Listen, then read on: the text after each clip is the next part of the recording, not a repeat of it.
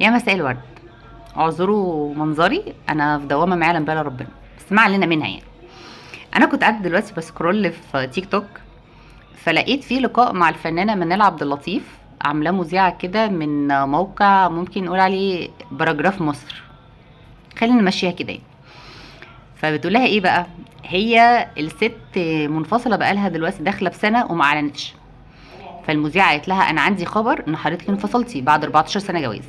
فالست بمنتهى اللطافه بضحكه رقيقه كده قالت لها اه تمام، فعلا منفصله بقالي كتير ومحدش يعرف. طب ازاي خرجتوا من حياه بعض؟ قالت لها ما ينفعش نخرج من حياه بعض عشان خاطر احنا معانا بنتنا اسمها نور، ف يعني لازم هنفضل في حياه بعض، ما ينفعش نخرج من حياه بعض.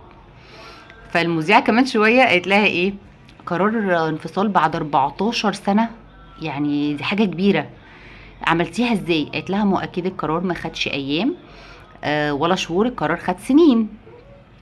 راحت رجعت تاني ترد، بص بقى احنا ايه، ما صدقنا مسكنا في حته اللي هو ايه، الفنانه اتطلقت بعد 14 سنه، فاحنا ايه تانينا بقى ندوس في الحته دي بقى، حلوه ده هيطلع ترند. فردت قالت لها ايه، تقول لها طب تقدري تقولي لنا ايه اللي يخليكي تلجئي للطلاق بعد 14 سنه؟ فراحت ست راحت بص لها كده قالت لها انا هجاوبك، بس يعني انا في طبيعتي ما بحبش حد يدخل في خصوصي. لا لا لا يا فندم، حضرتك قولي بدون تفاصيل. المذيعه دي عامله دماغ ايه؟ الدماغ دي دماغ مخدرات. يعني ايه قولي لنا ايه اللي وصلك للطلاق بعد 14 سنه وارجع اقول لك بدون دخول في التفاصيل؟ مش فاهم يعني. انا لو قررت اتطلق عشان انا جوزي ضربني وجيتي قلت لي اتطلقت ليه، قلت لك ما بحبش حد يدخل في خصوصياتي، فتقولي لي لا بدون تفاصيل، اقول لك ايه؟ اقول لك انه ضربني؟ ما هو كده خلاص مفيش تفاصيل اهو. ما قلتلكيش بقى شدني من شعري ولا اداني بالقلم ولا اداني بالبوكس يعني. مش فاهم انتوا في ايه يعني.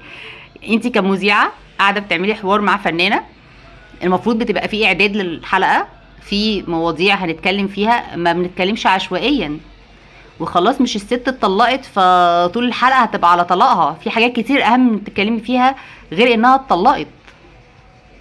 5 أو 6 اسئله بعد حته انا عندي خبر ان حضرتك اتطلقتي، يا سلام انت جبتي ايه يعني؟ جبتي المعلومه اللي ملايين يعني محدش يعرفها؟ ما هو اكيد يعني 3/4 الناس القريبه منها عارفين انها اتطلقت.